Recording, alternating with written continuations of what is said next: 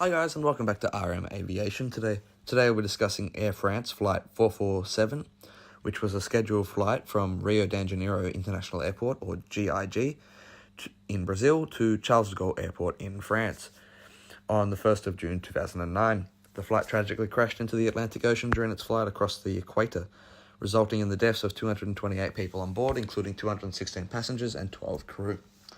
The crash of Flight 447 remains one of the most tragic and mysterious aviation accidents in recent history.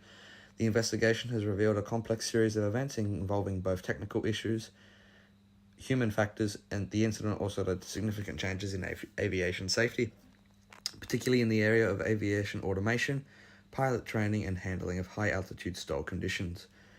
Flight details: the aircraft was an A330-200 registered VGZCP. Route was Rio de Janeiro to Paris Charles de Gaulle. The date of the crash was the 1st of June 2009. Passengers and crew: there was 216 passengers and 12 crew. Fatalities: 228 people, all of which were on board. Time and details of the events. So, first of all, we have the departure and the initial flight. Flight 447 departed Rio de Janeiro at approximately 7:29 p.m. local time on the 1st of June 2009. The flight was initially uneventful, and the aircraft was cruising at an altitude around 35,000 feet over the Atlantic Ocean. The weather was clear, and there were no initial indications of trouble. Entering the Intertropical Convergence Zone, the ITCZ, the plane was traveling through the area known as the Intertropical Convergence Zone, or the ITCZ, which was a region in the atmosphere where tropical winds from the northern and southern hemispheres meet. This area is often characterized by turbulent weather, including storms and severe turbulence. As the aircraft entered this region, the pilots began to experience some light turbulence, which was normal for the area. However, at the time, the aircraft encountered heavy thunderstorms with icing conditions that led to complications. Problems with the pitot tubes. The A330 relies on pitot tubes to measure airspeed and to detect the difference between static pressure and dynamic pressure as the aircraft moves through the air. However, the aircraft's pitot tubes, which measure air pressure, became iced over in the harsh conditions. The ice caused the pitot tubes to malfunction, sending unreliable speed data to the cockpit. When the systems detect unreliable airspeed readings, it triggers the autopilot system to disengage and prompts the flight crew to take manual control of the aircraft. The autopilot disengagement and manual control. As the result of the faulty airspeed readings, the autopilot disengaged. The pilots were forced to take manual control of the aircraft. The pilot flying, or PF at the time, was Air France captain Marc Dubos, who had over 10,000 flying hours experience. He was assisted by co-pilot and second-in-command relief pilot. The manual flying at high altitudes in a turbulent storm environment represented a challenge for the crew, especially given the unreliability of the airspeed readings. It was later found that the flight crew did not recognize that the aircraft was entering a high-altitude stall. Stall warning and loss of control. As the aircraft continued flying through the turbulence, it encountered a high-speed altitude stall. In this situation, the aircraft's speed decreased to a point where the wing were no longer generating enough lift to keep the plane flying. This occurs as the pilot's struggling to maintain control with unreliable instruments.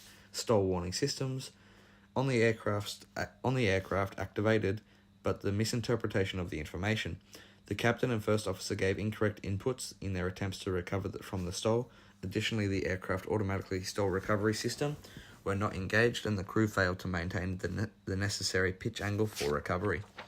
6. The final moments and the crash. The aircraft's angle of attack became too steep, and the Airbus A330 continued to lose altitude at a rapid pace.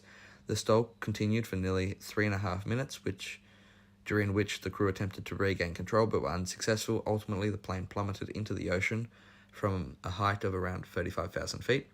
At 2:14 a.m. UTC, the plane crashed into the Atlantic Ocean, approximately 430 miles off the coast of Brazil. No distress signals were sent during the final phase of the flight, leaving investigators with very few clues about what had occurred in the cockpit. Investigations and findings. The investigations into the crash of Air France Flight 447 was led by the Bureau of des Antiquaires des Analyses, or BEA, France's Aviation Incident Investigation Authority. The final report, released in 2012, concluded that the series of factors contributed to the crash. Key findings: 1. The pitot tube's icing and loss of airspeed data. The malfunction of the pitot tubes due to icing was identified as the primary trigger for the event. Icing caused the pitot tubes to send erroneous data to the flight instruments, leading to the loss of reliable airspeed readings. The ice buildup caused the autopilot to disengage. The aircraft's flight crew had to rely on their manual flying skills, with potentially conflicting or misleading airspeed data. 2. Crew response to the stall. The pilots did not immediately recognize at the onset of the high-altitude stall, instead taking the necessary actions to recover from the stall, lowering the nose and increasing airspeed. The flight crew made incorrect control inputs, such as pulling back on the yoke, which only worsened the situation. The flight data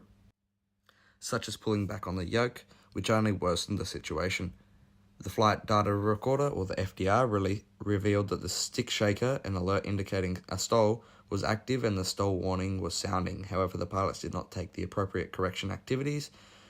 This indicated the issues in the crew training regarding the stall recovery procedure at high altitude in turbulent conditions.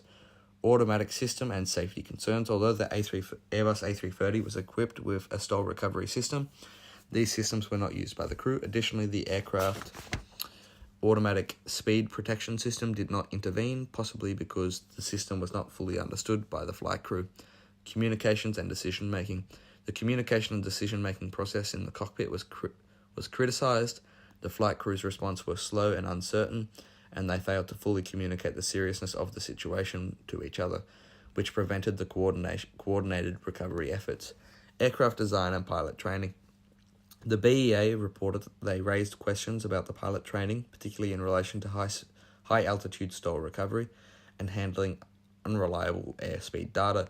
The Airbus A330's automatic systems and its handling characteristics at high altitudes were also scrutinized, leading to recommendations for improvements in both pilot training and aircraft design systems. Recommendations and changes. Following the crash, several important safety changes were implemented. 1.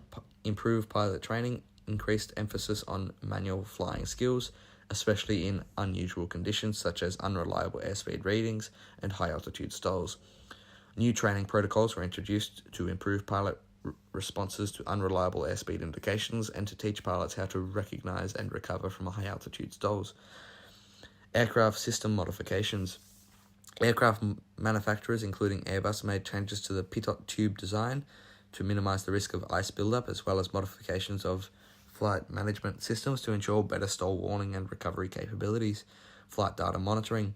Airlines also introduced a more robust flight data monitoring system to detect potential problems earlier in the flight and allowing for more timely and corrective actions. Stall recovery procedures. A review and update of stall recovery procedures were mandated across aviation industry, with a focus on ensuring pilots could recognize and respond to stall at high altitudes with proper techniques. In conclusion, the crash of Air France Flight 447 was the result of a complex chain of events involving a malfunctioning pitot tube, pilot error, and inadequate response to a high-altitude stall.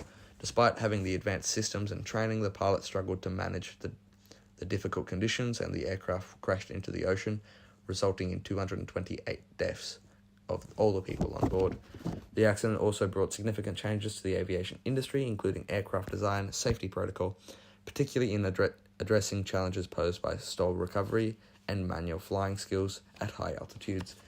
If you'd like to like and subscribe and leave a comment, that would be greatly appreciated, and come back tomorrow for tomorrow's episode. Thank you.